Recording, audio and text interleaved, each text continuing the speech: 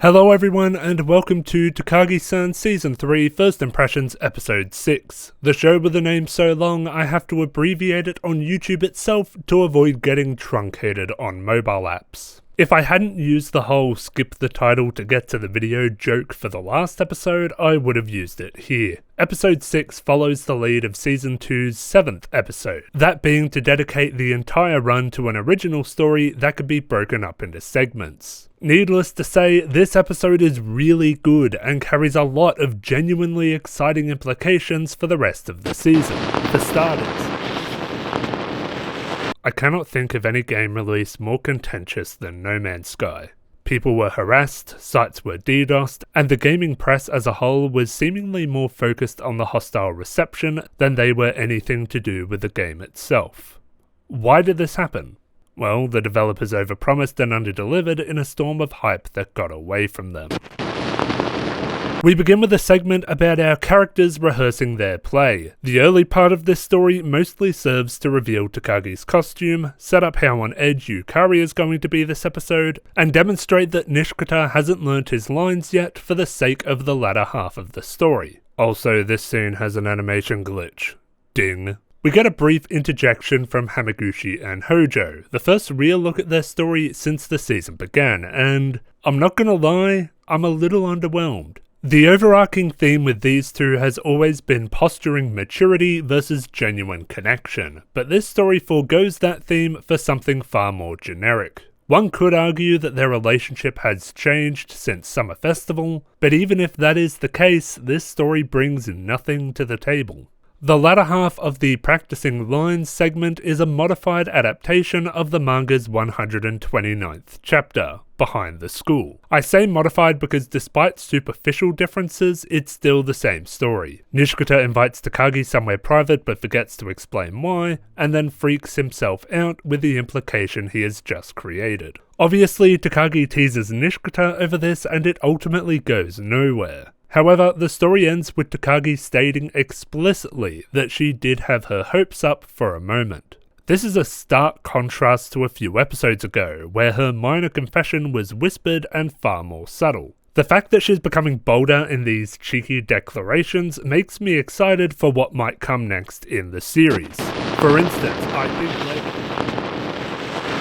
No Man's Sky was touted as a huge step forward in procedurally generated gameplay. An endless array of activities to occupy yourself in this huge universe. Ecosystems that were relative to how close or far they were from their sun. Every one of the game's quintillion planets offering an entirely new experience. At least, that's what the developers led us to believe. And beyond that, there were influencers happy to peddle this misinformation onto others. I used to get my information from this one YouTuber whose face I've blurred for privacy reasons. This guy didn't just parrot the developers' lies about the game, they speculated on extra features and layers of depth. That was just the ecosystem created around the game's marketing. An ecosystem of perpetual, unsustainable hype. Of course, all that came crashing down as soon as the game actually released, and people realised that No Man's Sky did not live up to what it promised to be.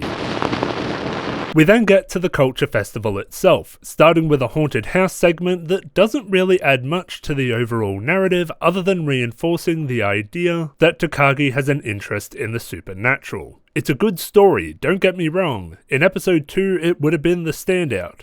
But a testament to how good episode 6 is that this segment just doesn't offer as much as the rest. We get a quick series of cutaways reinforcing how on edge Yukari is, establishing why Kimura will be sick later, and ends the underwhelming plot between Hojo and Hamaguchi before we get to the most important part of the episode. The play. A few minor details. Tanabe getting another mask-off moment is great.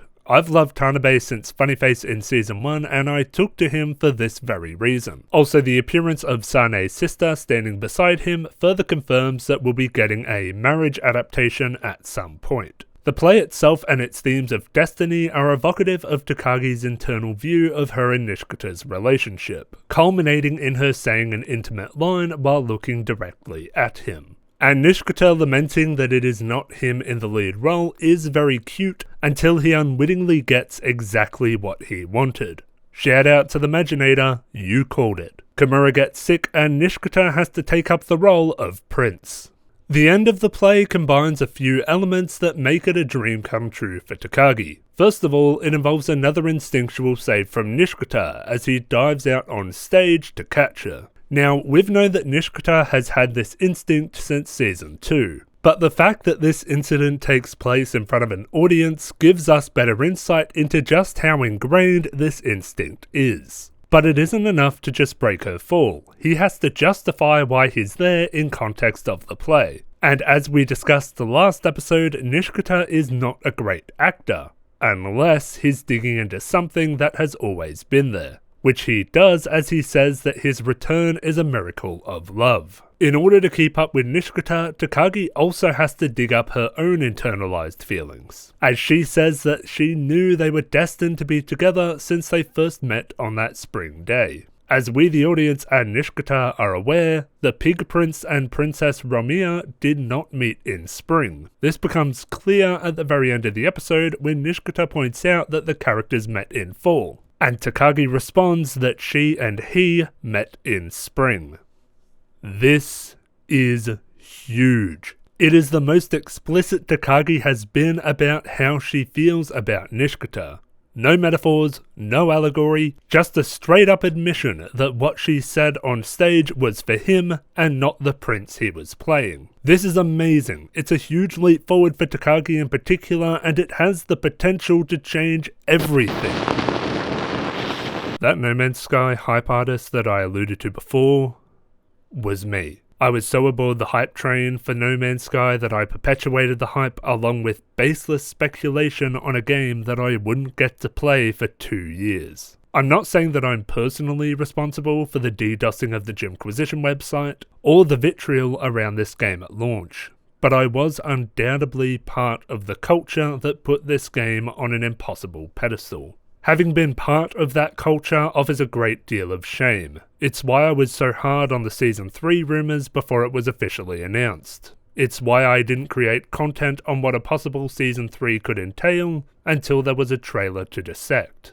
That's why I've always done my best to avoid creating hype for media that I have no control over. Truth is, there are aspects of this story that Nishikata can use to weasel out of character development. There's a chance that episode 7 will come out and it will be like this moment never happened. There's a chance that the season will end anticlimactically with a "they get together eventually, just trust me," or even less than that. There's a chance that Season 2 was lightning in a bottle and that I'm expecting too much from its follow-up, but most of all, there's a chance that I'm dragging all of you into a place that will ultimately leave you disappointed and resentful. I hate to be so cynical. I want to be wrong about all this. I would love nothing more than to tell you that Episode 7 continues this character growth, that the finale is everything I want it to be and more. That these promises from the showrunners that things are moving forward are genuinely worth getting excited over. But we won't know for sure until it happens. Episode 6 is brilliant on its own merits, but it creates a lot of excitement through making promises that things are progressing in a meaningful way. I hope that this is a promise the showrunners will ultimately keep, and one could argue they deserve the benefit of the doubt. But I could never forgive myself if I made the same mistake again. My advice: expect the bare minimum. That the show will maintain its status quo for as long as it can until the finale, which may or may not alter it in a significant way. If that's what we get, great. If we get more than that, even better. But we can't expect it, because expecting something great and getting something fine is a hard pill to swallow. This is why I don't analyze a season until it's finished, because without the season's full context, there's no way of knowing whether this will be the moment that changed everything, a single step that will eventually lead to the finale, or cheap Doki Doki bait that won't amount to anything. That is all for this first impressions video. I'd like to thank my patrons: Orion Tran, Lars Espen, Data52, Jamman5, Lemon Shark, Pixcalibur, Alberto Cruz, Tyler Bennett, Tenka, Jeremy Pashik, Fireclaw, Soran, Christopher Wang, Will, Mario, Luke Stewart, and Ignacio. Thank you all very much for watching, and I will see you next time.